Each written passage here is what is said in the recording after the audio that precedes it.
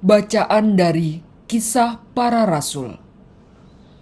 Lalu Paulus dan kawan-kawannya meninggalkan Pafos dan berlayar ke Perga di Pamfilia. Tetapi Yohanes meninggalkan mereka lalu kembali ke Yerusalem.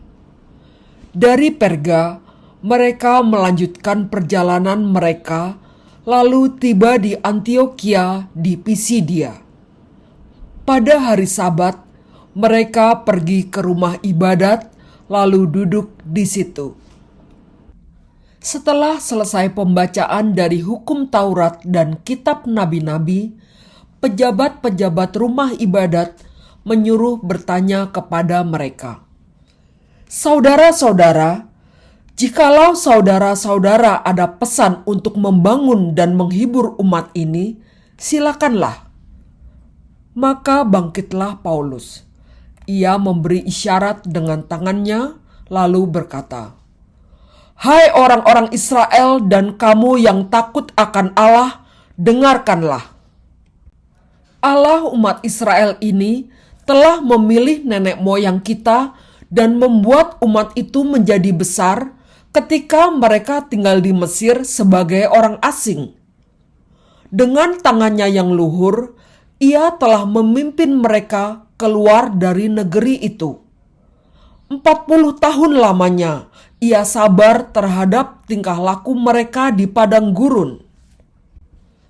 Dan setelah membinasakan 7 bangsa di Kanaan, Ia membagi-bagikan tanah itu kepada mereka untuk menjadi warisan mereka selama kira-kira 450 tahun.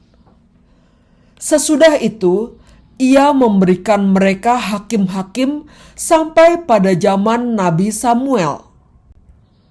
Kemudian mereka meminta seorang raja, dan Allah memberikan kepada mereka Saul bin Kis dari suku Benyamin 40 tahun lamanya.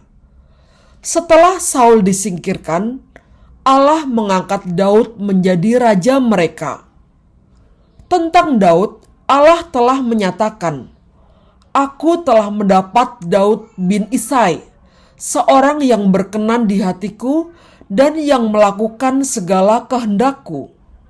Dan dari keturunannya lah, sesuai dengan yang telah dijanjikannya, Allah telah membangkitkan juru selamat bagi orang Israel, yaitu Yesus."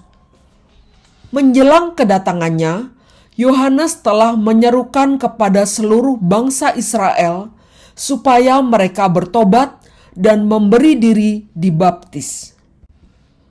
Dan ketika Yohanes hampir selesai menunaikan tugasnya, ia berkata, "Aku bukanlah dia yang kamu sangka, tetapi ia akan datang kemudian daripadaku.